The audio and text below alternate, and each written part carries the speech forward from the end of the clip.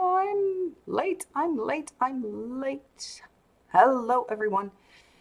Good evening. I'm just trying to get everything uh, um, organized and sorted, and I'm trying to get my screen back. This is the first time I'm using the schedule system of my software, and the curious thing is that, yes, I'm late, and while that was entirely not my intention, it is a perfect fit for today's topic, because the topic that I came across a couple of times with some clients over the last 2 weeks. Um, it's something that I see so much and hear so much about, and the questions are often similar. So I thought, how about doing a live just about time management issues that are not actually time management issues. So hold on a sec while I get my screen back. Um, and no, that's not, because I like to see where I can actually get back to where I am. Yeah, there we are. And at least I can change all the different things and all the different scenes, because while we're here, get in, get settled. I'm going to run the opening, and then we'll dive into the wonderful world of time management that isn't time management.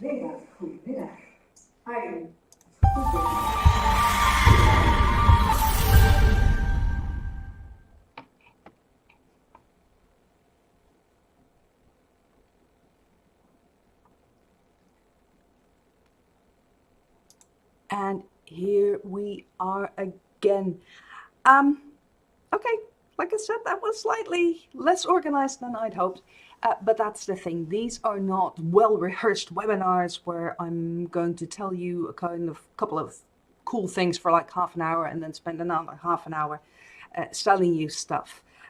No, of course you're very welcome to contact me if you want one-on-one counseling, or if you are interested in any of the live events that I do online or in person. You're more than welcome to join me, but these lives are mostly about answering your questions. I hope I actually get to see the chats as they come in.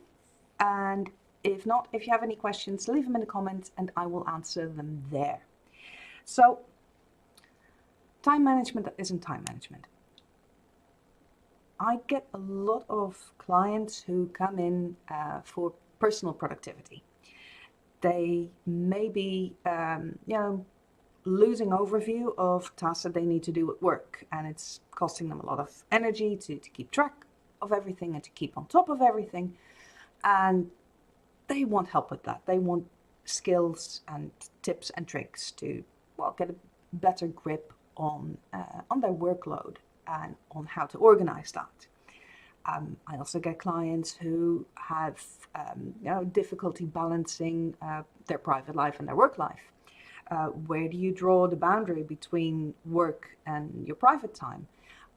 When you have hobbies that you have, a lot of my clients say, I have all these cool hobbies and I really wish I would spend more time doing them. And literally they're everything, from model building to repairing classic motorcycles and classic cars, to drawing, to making all kind of artworks, to making videos, to literally anything. I wish I had more time for that. And then they asked me, can you give me time management skills? Can you teach me time management? Most of the time, as it turns out, these clients have pretty good time management skills. They sometimes run late for certain appointments, but when they really, really have to be on time, they're right there. They may lose track of time, or how much time they spend on one particular task, meaning that they don't finish their to-do list for the day. That happens, but typically the things that really, really, really need doing, they get that done. And it's the things that they want to do that fall by the wayside. And in all of this, I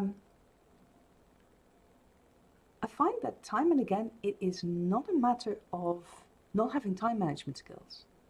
In fact, most of them are very good at that. But it's a different thing. It's not about management, it's about focus. It's about getting distracted. And that's when the really, at least for me, very, very relatable things come to light. Like, going upstairs because you need to get something from the top floor. So you go upstairs, and you see, oh, there's a laundry basket that while I'm here, I might as well pop that in the laundry machine. So you do that, and when you're there at the laundry, oh, there's the fresh laundry that needs to go to the ironing board. Oh, I'll just put it there. Oh, and while I'm there, there's also this that needs. Oh, and that, and then you're back downstairs, and you realize the thing that I went upstairs to do, I didn't do that. I did a lot of other things, but I didn't do what I meant to do. And this is. And this is not a skill issue, as my teenage son calls that. It's not a skill issue. It's a focus thing. So what happens that it's difficult to commit to one task and do that? Why is it so difficult?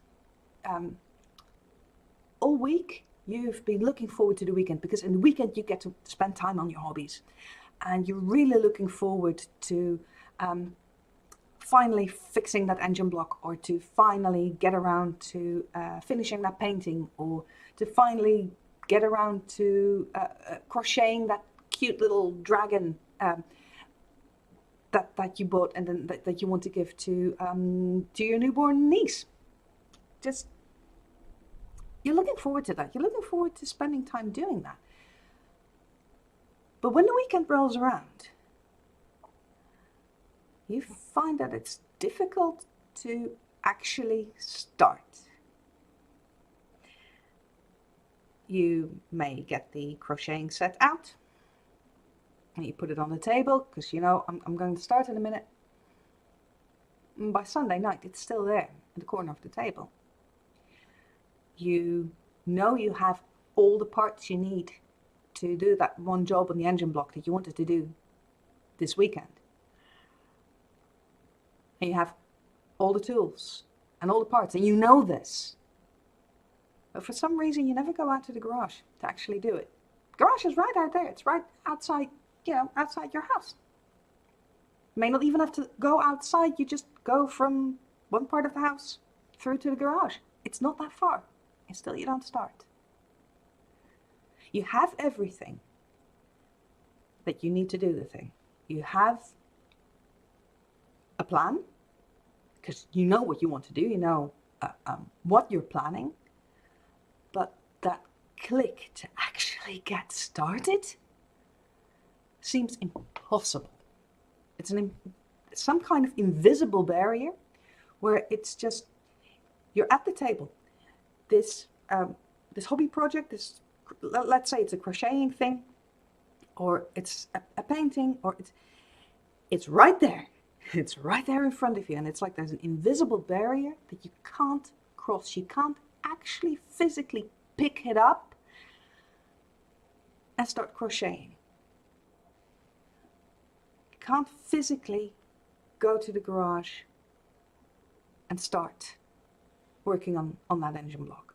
It's like there's something is holding you back, like a physical but invisible barrier. And when that happens, when you're someone who experiences that kind of things, it's very likely that it doesn't happen just once. It's very likely that that sort of thing happens repeatedly. And not just with this project, but with everything. And if I'm not mistaken, it will happen most often with things that you want to do, and very rarely with things that you have to do.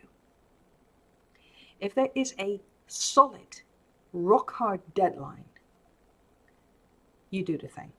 It may cost you a lot of energy, and it may cost you a lot of effort to actually, get it done, but you will do it. It will get done. Sometimes at the very, very, very last minute, or actually just a little late, like tonight. But you get it done. It's that reply to your friend who texted you 2 weeks ago. That you want to text them. You want to reply. You want to get in touch with that friend or with that family member. You know that. And you think about it maybe multiple times a day. And you still haven't sent the bloody text. How difficult can it be? And you get angry with yourself.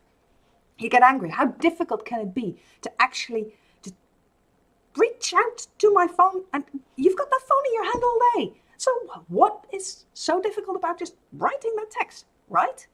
That's what you're telling yourself. You get angry with yourself, and what makes it so difficult to go and do the thing I like?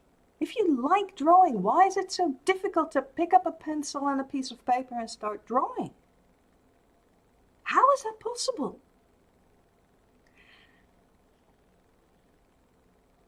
And the angrier you get, the more bad you feel about yourself. And over time, this starts to eat into your self-esteem and into your self-confidence. Because, well, all these things that you can do, sure, for your work, for your boss, you might be able to do them. For your family, a lot of parents will recognize that you will not do things for yourself, but if your kid needs it, even if it's not essential, but it's for your kid, so you do it. No question about it. So what makes it so difficult to do these things for yourself? And who says that you can't get things done? Because obviously you can't get it done. Or so you tell yourself. So what is happening here?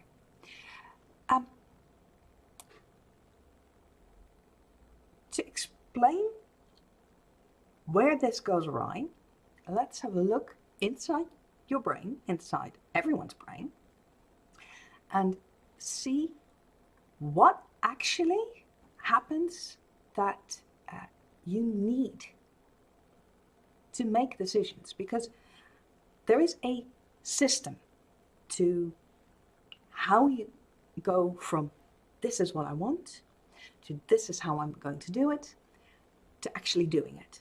There is a system to that. It's a solid system. It's the same for everyone. So let's have a look at our brain. If you've been following me for some time, this may seem, well, it won't seem familiar, it will be familiar, but I'm going to give you a quick rundown of what actually goes on inside your head. So let's bring up the slideshow, and my company is called Ship Psychology, and that's because I use a ship as a model, as a representation of how your brains work. Because, let's see, I'm going to show this one first. We have 3 brains. Everyone's all about the left and the right hemisphere. That's very nice. But the left and the right hemisphere, they work together, and what is much more interesting is that there are 3 levels of thought, 3 levels of mental capacity that we have. And the very oldest one is the instinctive brain, the reptilian brain, which is just the brainstem and which is our connection to our body. You know, the reason we move and we live and our body does the things that it does without us having to think about it. The brainstem organizes everything. Then there's the animal brain, which is a bit younger in evolutionary wise, and that is the part of the brain that allows us to feel more complex emotions. It's also the part that allows us to feel empathy.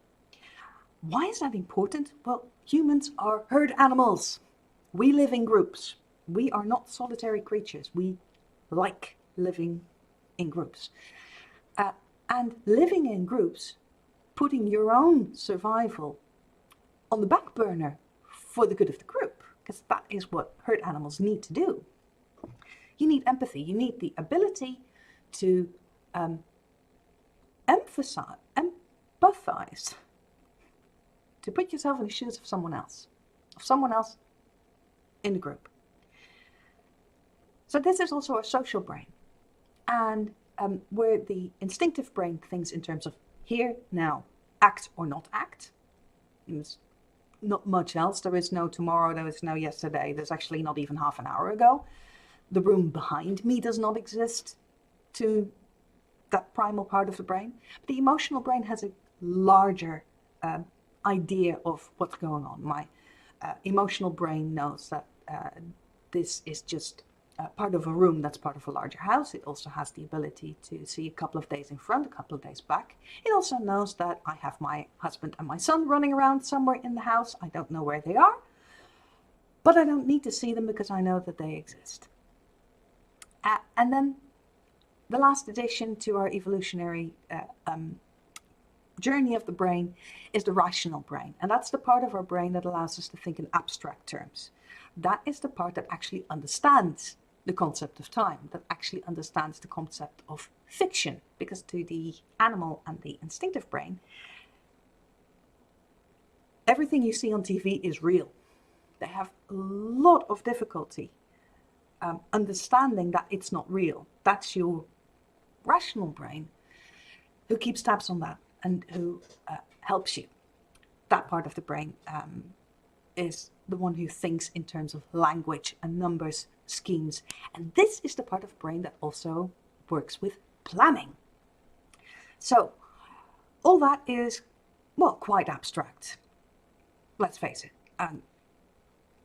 So how can you look inside your own brain without actually taking the top of your skull off? And that's where the ship comes in, literally. The ship is a representation of yourself. There's the vessel, your body, and then there's her crew, your brains, who have to work together to keep you afloat. And like your brains each have their own tasks, each have their own abilities, their own strengths and weaknesses, is very much the same way that the different tasks on board of a ship are distributed, because there is the captain, who is the navigator, who has all the maps and who calculates where you need to go. There is the first mate, who is in charge of the sailors, who is in charge of the social structure, that everyone gets their things done. But he is also in charge of the drive, so the sails or the engine, who makes sure that the ship is actually going. And then there's the deckhand, the reptilian brain, who keeps the ship in working order, who mans the cannons, fight or flight. That's all your instinctive brain. That's your deckhand. So they each have their own skills. They each have their own interests and a way of looking at the world. So what happens when there's something you want to do? The desire to do something is the first mate, especially when it's about something you enjoy, like hobbies or things you want to do. There's no need for it. There's no pressure from deadlines or other people forcing you to do things, or commitments that you have to do, or your own physical needs. No, that's just something that you want to do, that you feel like doing. That's the desire of the first mate. And the first mate makes that decision and says, this is what I want to do, that's where I want to go. Then your captain is the one who says, okay, if that's what you want to do, how are we going to do that? And the captain calculates your course. In short, how you get from point A, where you are now, to point B, which is what you want to do.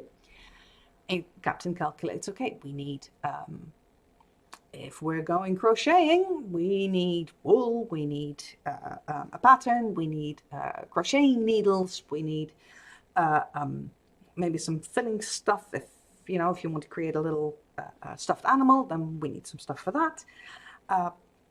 And it's your captain who says, okay, let's start with a pre-made, prefab set. Let's go on to Amazon or whatever is your favorite shopping platform. Go there, find something you like. So the first mate's like, oh, yeah. Oh, I like that one. Okay, I'm going to buy that one. The captain's also the one who understands money. So it might say, that one's a bit dear. That one's a bit more affordable. And your first mate says, yeah, but I really like that one. Okay, it's a bit more expensive, but let's do that, says the captain. And then you order that and it comes in. And then the captain has to plan, because, okay, we open the set and there will be instructions and we follow the instructions. We get there. And then it's your deckhand, the connection between you and your physical body, who actually gets your body to pick up the things, pick up the needles, pick up the wool, and start doing the thing. The captain helps to translate the pattern, and okay, now we do this, and now we do that, and that is ideally how these things go. And the same is true for literally anything that you like doing. But our first mate is also a bit of a squirrel brain. That is natural. They have a very short horizon. So a couple of days ahead, a couple of days back.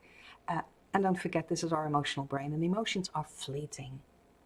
So your first mate's changeable. They're completely into something one moment, then they're distracted, and oh, that's fun, and that's fun. Oh, but that's cool too. And they are also the drive. So when your first mate is distracted constantly by things that literally just take up your attention, take up your focus, your drive, your energy to get something done, to go from A to B, that gets scattered. And your captain has to plan, look, this is what we need to do. And your deckhand is waiting like, yeah, well, just tell me and give me the power to do things, and we'll get there. But the first mate is distracted, and it simply doesn't happen. That's it. It just doesn't happen. And that's what you experience when you want something, and you really want to do something, you really desire it, but you don't go through with it. And that's because your first mate gets distracted. But what distracts your first mate to the point that they no longer drive the ship, you, to actually do the thing that you want to do? And that has to do with a couple of things. Most importantly, squirrel-brained as they are, first mates are very, very, very susceptible to FOMO, the fear of missing out. And if you are very creative, that tends to be a signal of a very strong, energetic, go for it, squirrel-brained first mate. The squirrel brain, the ability to look at things differently, and to take in all kinds of different concepts and bring them together and fit them together and think, oh, what if I do this? What if I do that? What if I draw wings on this rabbit that I'm drawing? That's creativity. And that it comes from a squirrel-brained first mate. But first mates think in possibilities. So the deckhand thinks in what is and what is not. Because to the instinctive brain, that's all that matters. What is or what is not. A first mate thinks in terms of what if possibilities. What if I do this? Or what if we could do that? What if we could go there? Also, oh God, what if this goes wrong? What if this happens? The fear of missing out. Captains, the rational brain, they tend to think much more in terms of probabilities. What is the probability that this is going to get us into trouble? If that's a very small thing, then, ignore it. They calculate what is the best route, what is the safest route, what is the most comfortable route, what is the probability of each step in that route going the way you want it to go. They calculate that sort of thing. The first mate's all about possibilities, and that means that any time your first mate chooses a destination, like I want to crochet, that is a decision already, because if you spend time crocheting, in that time you cannot also draw, you cannot also read a book, you cannot also watch Netflix. Well, they can try, and they will, to do all these things together and at once. That doesn't always work out. So just choosing one thing that you want to do, that's already ruling out a lot of other options, a lot of other possibilities. And then, even if you make that choice, okay, crochet, which set, which pattern, and that one looks cool, and that one looks cool, and that one looks cool, but it's also complicated. Especially if it's something you've never done before but would really like. Your first mate loses oversight very quickly. They lose overview. And what happens is that your captain helps you select that pattern. Okay, we're going to buy that. And then the package comes in with the instructions. And before your captain even has a chance to read the instructions properly, your first mate says, oh, but that's way too complicated. I can't do that. I have no idea where to start. Now, obviously you don't, because this is the first time you're doing it. And it's the captain's job to figure out what you do first, to discuss that with the deckhand to get started. But your first mate wants to get to the destination so badly that the moment that they see how difficult the first leg of the journey is, it's not even that difficult, but they think it is, because they have no overview. Your captain does, so it simply says follow the steps on the instructions. But to your first mate, no, it's too complicated, too much. Put it away, I don't want to see it. And what happens then is, okay, so that set sits there. You have everything. You have the needles, you have the wool, you have the pattern, you have everything you need to make that nice little crocheted little stuffed animal.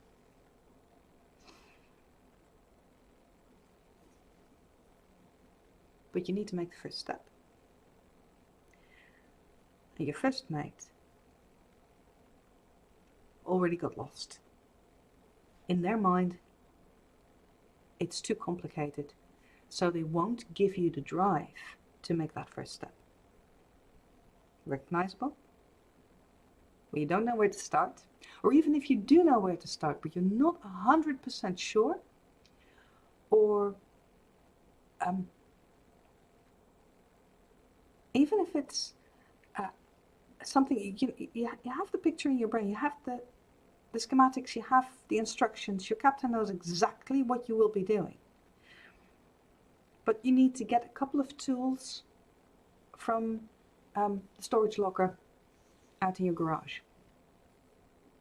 It's not difficult, maybe you're doing a project and all you need is a screwdriver, or all you need is the wood glue. Yeah, but you need to go get it. And you can't arse yourself to get there and to actually get that one item. And even if you have gotten the item, everything is right there. And still you don't do it. And this is typical of a frozen first mate. They the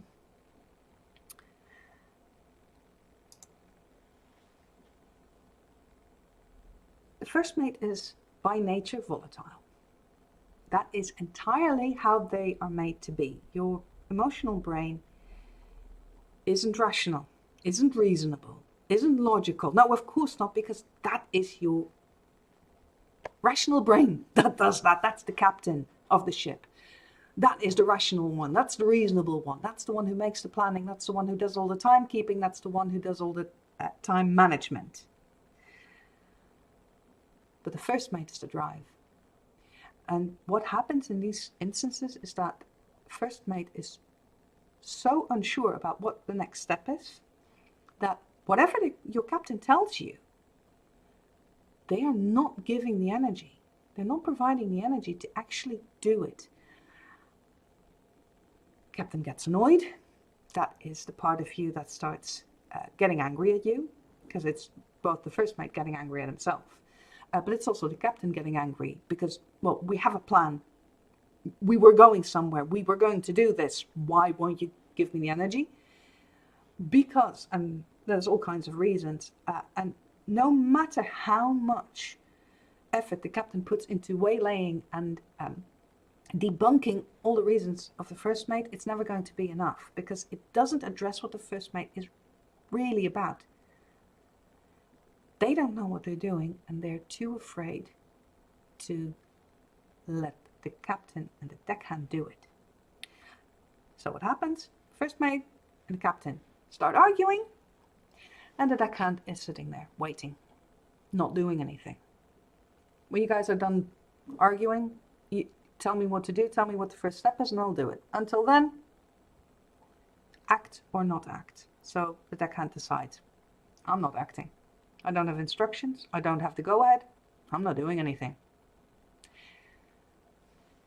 And that is that invisible wall that you experience, that invisible barrier that keeps you from actually getting started. Okay, so what do you do about that?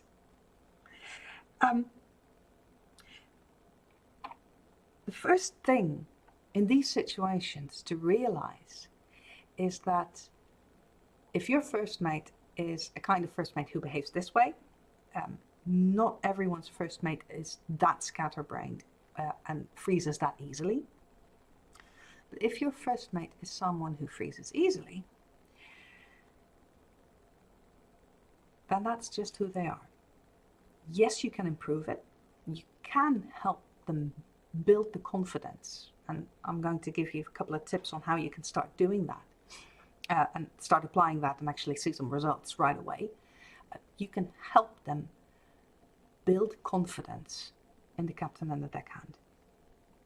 Typically, when you have been disappointed in your life, people who promised to help you with things and they didn't, who promised they would show you how to do things and they didn't. Anytime you asked for an explanation, especially when you're a child, first mates are extremely strong in children. Young children don't have an active captain yet. So they rely on adults to explain things. They rely on adults to show them how to do things, to help them learn new skills. And if you don't even need to have a traumatized childhood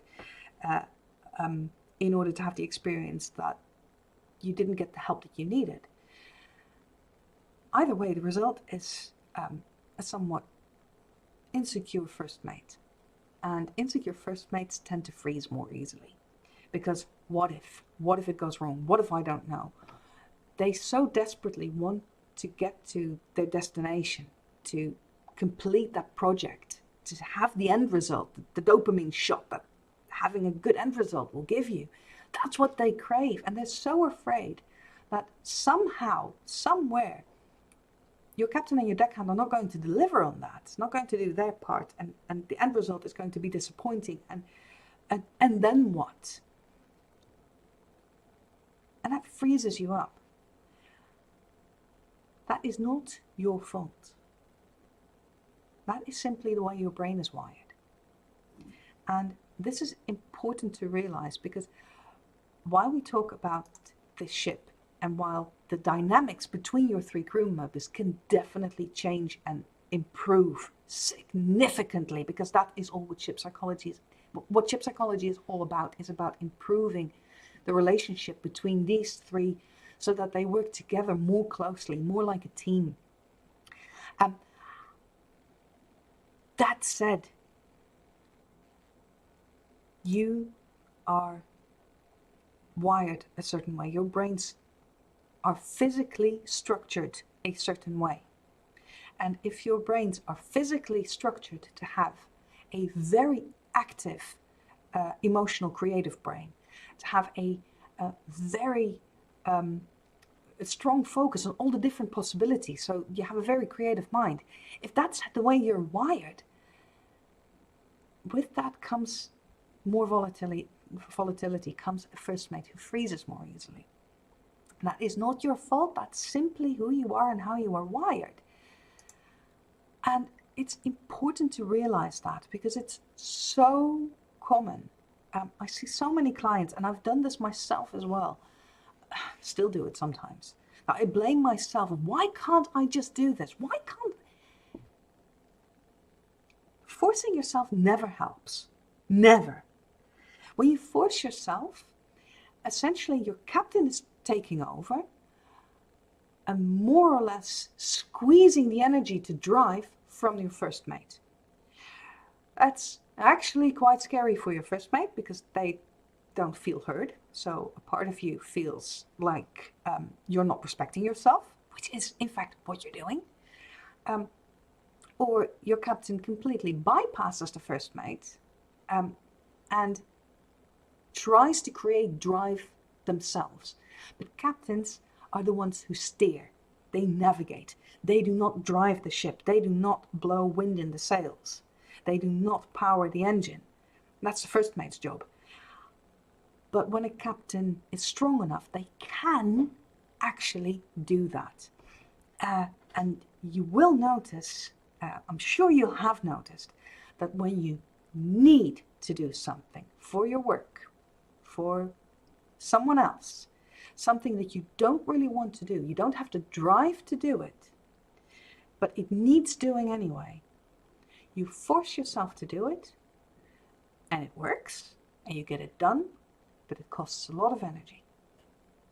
And typically, that is the feeling you get when your captain is forcing the ship forward without the help of the first mate.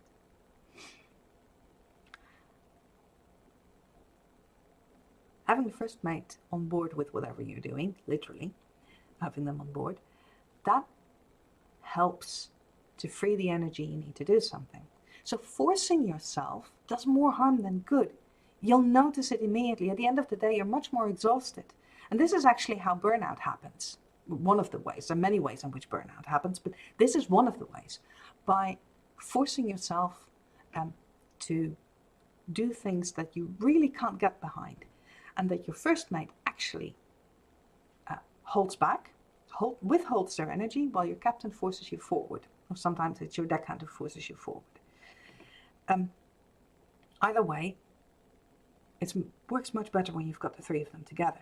So how can you do that? How can you entice your brains to cooperate in this sort of thing? Well, the whole reason that I work with this ship inside your head is because when you picture these three parts of you as characters, like you see characters in a TV show that you like, when you picture them, it is much easier to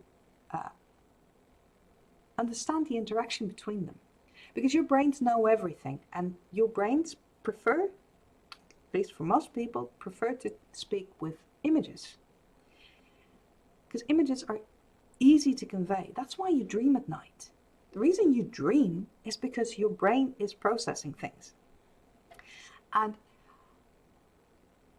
these images help you to get a better grip on what is going on. So if you think of your first mate, just the concept of your first mate, your emotional brain, and you picture someone and they're all huddled together, that is an image that tells you, okay, apparently I'm not feeling very strong in that regard. So my first mate feels neglected or scared, or what's going on there? And you can ask them. You can picture your captain and your deckhand the same way. So when you find yourself stuck and you have this invisible barrier that you can't break, you can't actually do the things that you want, there's a couple of things that you can do to help get through that barrier. Because what you'll also have noticed, I'm quite sure of that because this is quite universal, is that once you start, the next step becomes easier. It's very hard to get started, but once you do go to the garage, once you do open your toolbox and get out the parts that you need, when you do pick up that wrench and start releasing that one valve that you know that's the first step that you need to do, every next step in the process becomes easier. I'm sure you'll have noticed that. So what happens here is that the captain tells the deckhand, okay, first this step, then this step, then this step. Step by step. Do the thing. Okay, next step. Do the thing. Next step. Do the thing. And the first mate is watching. Oh, yeah. Oh, actually, that was easier than I thought. Oh, yeah. And now this step happens. Says the captain. So, next step. Oh, and then we do this, and within a couple of minutes, your first mate is all out, having fun, working together with the deckhand, with your captain, getting the thing done, and thoroughly enjoying themselves. And you completely get sucked into whatever it is you're doing, and you don't surface for a couple of hours because you're so involved in that. That's called hyperfocus. So as scattered as your first mate can be, they can also be very, very hyper-focused on something that they truly enjoy. But getting that momentum going, that is the tricky part. That is the difficult part. And there's 2 ways that you can do that. 2 ways that are pretty much surefire ways once you get the hang of it. It takes some practice. The first one is to picture your 3 crew members. Just imagine them in your mind, like you would a daydream. And your first mate will probably be anxious and, no, it's too complicated. No, I don't want to. It's too scary. And then have your deckhand and your captain politely, be nice, don't force yourself, politely ask your first mate to step back for a moment and let them do the first few things. At first, your first mate is not used to it because this is not something you've done before, so this is not what you're used to. But eventually, they'll stand back and let the deckhand and the captain do the first few steps, and then they watch, and it becomes interesting, and then you'll feel your energy picking up, and it becomes easier and easier to do it. Sometimes it's not necessary for your first mate to get involved at all.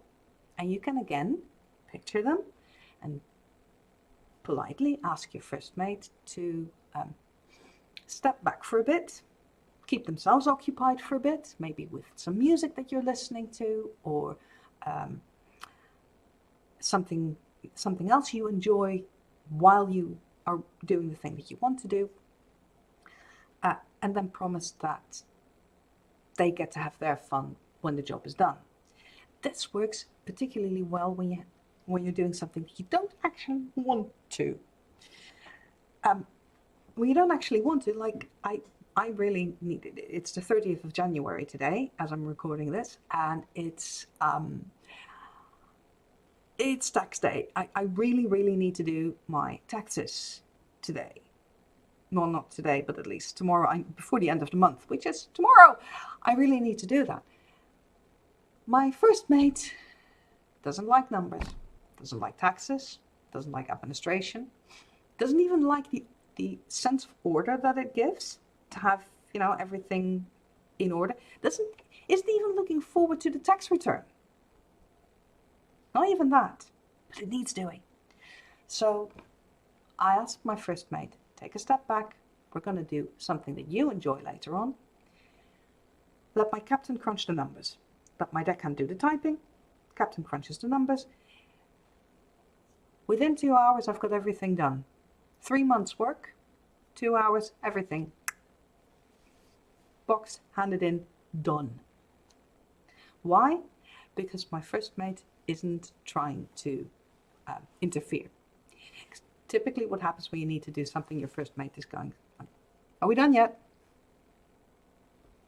Are you guys done yet? Come on, I'm bored. I want to do something else. Oh, that's cool. What do you mean I need to? No, I don't want this. No, I'm not doing anything. And you don't get to do anything either. And you don't get to do the thing. So, if the first mate does sometimes sound a little childish, that is because if they ever talk about the playful child in you, that's the first mate. If they talk about the infant that is really dependent and that needs safety, and that part of the child within, that's typically the deckhand. But if it's the playful one, let out your inner child. That's your first mate they're talking about. So, yes, your first mate will actively sabotage the things that you need to do, that your captain knows you need to do, unless you politely ask them to step back for a bit and promise them to give them a little more attention when the job is done. Do give them attention, though. No one likes a broken promise, not even the ship inside your head. So do keep that promise to yourself. So the first thing you do is ask the first mate to hang back, get the job started, and then let them get involved until you got your momentum and it's smooth sailing. The other one, when it's a job that you don't want to do, is to ask your first mate to step back and give them the attention that they need later, or give them something to do while you're working. That's why a lot of people enjoy listening to music while they do something that is otherwise boring to their first mate, but they need to do it. Another tip, and this one is, hold on to this next tip, because it helps in so many situations, not just with first mates that are being cross. It also helps on days when you're very low on energy and even getting out of bed is difficult. I've been there. I know how hard things can get sometimes, but an absolute lifesaver is, can I just? And can I just is the question you ask yourself about the smallest possible step, smallest possible action you can take. When you need to get started and you literally do not have to drive because your first mate is down and out for the count and really, really doesn't want to work along, doesn't want to give you the drive to do anything, there's your deckhand. And your deckhand thinks in here and now. So give them small steps. When it comes to getting up in the morning, it's as small as, can I just turn down the covers? Can I just sit up? Can I just swing my legs over the edge of the bed? Can I put my feet down? Can I just stand up? And with every move you make, what happens is your deckhand will click into a certain routine, especially when it's something you do on a regular basis. You don't need to think much, and you can do it purely on the routine of your deckhand. So your deckhand doesn't need the captain to tell him which step to take when. It's something you've done more often, so your deckhand will realize, okay, yeah, I'm standing, it's morning, I need to go to the bathroom, and I want my bathrobe because it's cold, so I'm going to pick up the bathrobe. And I always have coffee in the morning, so you don't have to think. Your deckhand, because your deckhand doesn't think in terms of words, they just act. So you, on the automatic pilot, as they call that, you go through your morning routine. You can use that same technique to get past that dead point of, I need to start, but I don't want to. When your first mate doesn't want to start, is too scared to, is frozen in some way, your deckhand can help you out. What is the smallest possible step? The smallest possible step, for example, when you're working on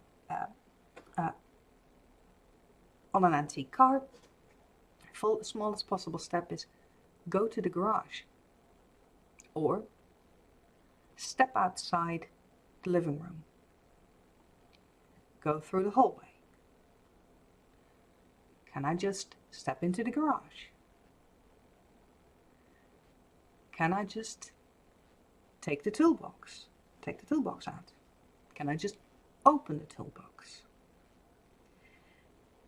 Can I just take the wrench I need?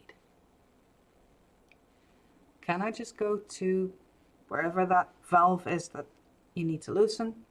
Let's say that that's what you need to do. Can I just go there?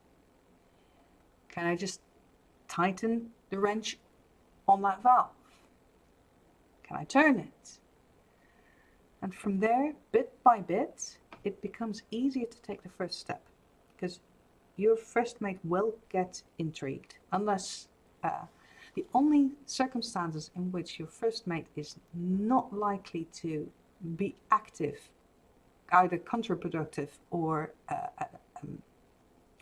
get actively involved, is during depression. That is a whole other topic for a whole other time. I actually, in my last live, the Blue Monday special, I did talk a bit about what that's like and what happens to your brain during depression that causes you to not have any drive whatsoever. But under most normal circumstance, actually every other normal circumstance, your first mate will kick in, and that means that you will get the drive to do the next thing. So you get the energy, and it becomes easier to do the next step, and the next, and the next, and the next. And before you know it, the hours pass, the thing you wanted to do, you've done. You're actually enjoying yourself, and you're looking around like, oh, what else can I do? So then you go from can I just to can I just do that as well? Can I do another step? One more, and another, and another. This also works very well with fitness. If you absolutely despise exercises the way that I do, getting everything ready, can I just put the yoga mat down? Can I just start that exercise video? Can I just? And then when your first mate gets into the motion, starts enjoying themselves, okay, can I push myself 1 minute more? Can I push myself 30 seconds more? And then it becomes a different kind of can I just. But the key is your first mate is activated, your first mate is enjoying themselves, and you have the energy to do the things that you want to do. So, recapping as we're closing on the hour. Recapping, when you find yourself unable to get around to the things that you want to do, you get all your need to do tasks done, but not the things that you want to do. You have hobby projects that lie around for weeks without you touching them. There's emails that you want to answer, people you want to contact, you just don't do it. And there's no apparent reason why. You get very frustrated with yourself, and you chide yourself for it, and you want to force yourself. Don't force yourself. This is natural. Yes, you can find it annoying to have a scatterbrain like that. It's not always practical, but it's part of who you are, and that is okay. There are ways to get past that dead point, past that invisible barrier that keeps you from physically doing the thing. And the whole key is in how you treat and ask and involve your first mate, your emotional brain. So when you want to do something and your first mate is all over the place because you don't know where to start and what if this, and you've got you feel this anxiety to start, or a sense of FOMO, fear of missing out, because you're choosing to spend your time doing this, meaning that you're not spending your time on all the other 12,000 projects that you want to do. Ask your first mate. Picture your crew, and ask your first mate, politely and kindly, to step back for a moment and leave it to the captain and the deckhand to get it started, to get you on your way.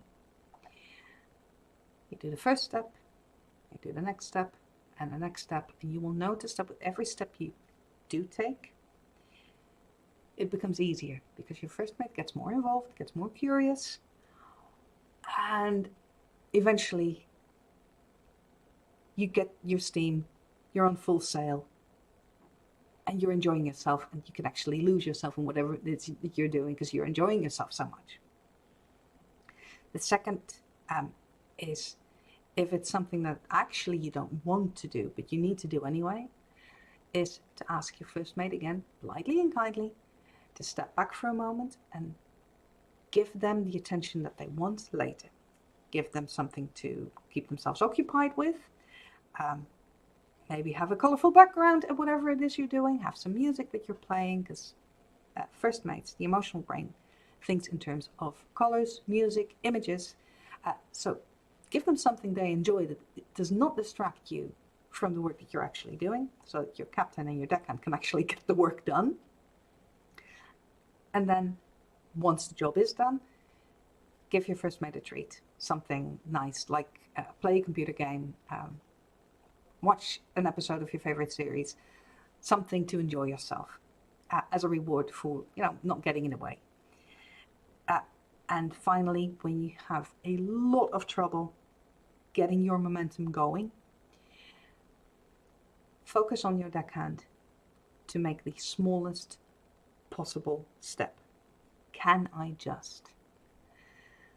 And if going to the garage is too big a step, the first step is go out this room, go into the next room, all the way until you get, in this case, to the garage.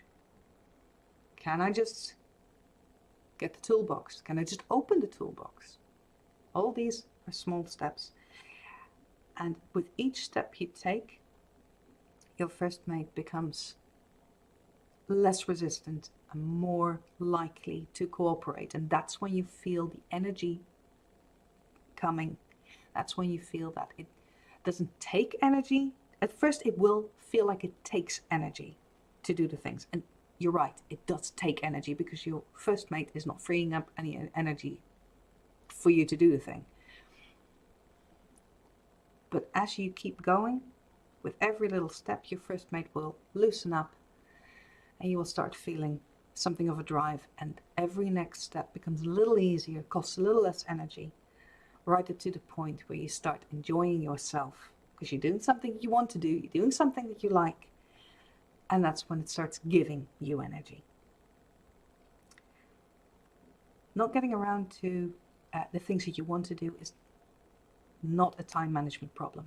Don't worry, you've got your time management under control. And when you're inadvertently late for certain meetings, check with yourself. Is it because you honestly had no clue how much time it would take you to get from where you were to your appointment, and therefore how much time you needed to calculate? Or did you know exactly when you needed to leave, but your first mate was enjoying himself so much and you were having such a good time that it was difficult to leave at the appointed time, and you find yourself leaving later and therefore coming late at your appointment, not because you misjudged the time, but because you got distracted before leaving. These are not time management issues. These are signs of a very active and very creative, enthusiastic first mate. A very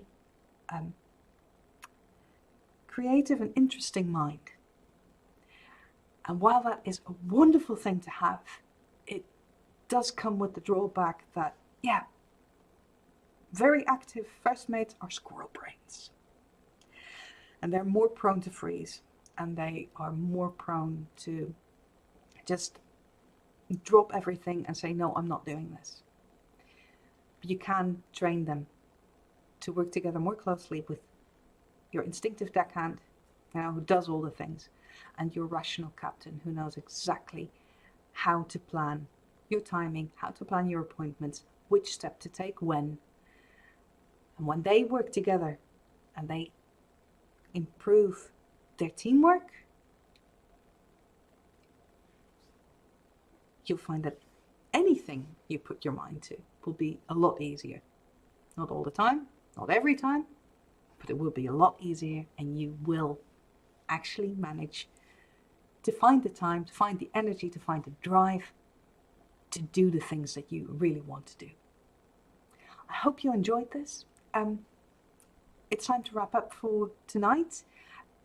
I plan to do more of these lives. Yeah, you always plan to do a lot of these things and you never do. Yeah, that's me blaming myself for not being very consistent with what kind of videos I make. I have not forgotten about the psychotrivia. It's just that recording these and editing these is a lot of work. So when I'm busy with clients or with different things in my company, like the live shows that I also do, I just don't get around to all the editing that it needs to do, and then it falls by the wayside. And that's actually, that was one of the reasons why I wanted to do these lives, because the lives, it allows me to share a lot more with you than just in the scatterbrain. Mine too. It allows me to share a lot more with you in this 1 hour than I can in 10 minutes of psychotrivia. I can go into much more detail, and you have the opportunity to ask me questions if you can watch live. If you're watching this in the replay, ask questions in the comments. YouTube should be telling me whenever there is a comment that is new, and I will answer your questions there. Or you can go to my website. The links are everywhere on my channel. You will find a link to my website and you can contact me there. I always reply to my emails, so if you have any questions, or if there's a certain topic that you'd like to know more about and you'd like me to do one of these Q&A trainings about, let me know and I will happily cater to your interests. For now, have a very good night, or day, or morning. Time zones are a thing, and so are recordings. Have a very good day, enjoy yourself, and I wish you a lot of pleasure doing the things that you love doing. See you next time, which is February 10th. And then we're doing a special on love. Oh God, are we going to talk about love? We're going to talk about the 3 different ways that our mind processes love. Because your captain, your first mate, and your deckhand each have a very different concept of love and showing love. So that's what we're getting into on the 10th. See you next time.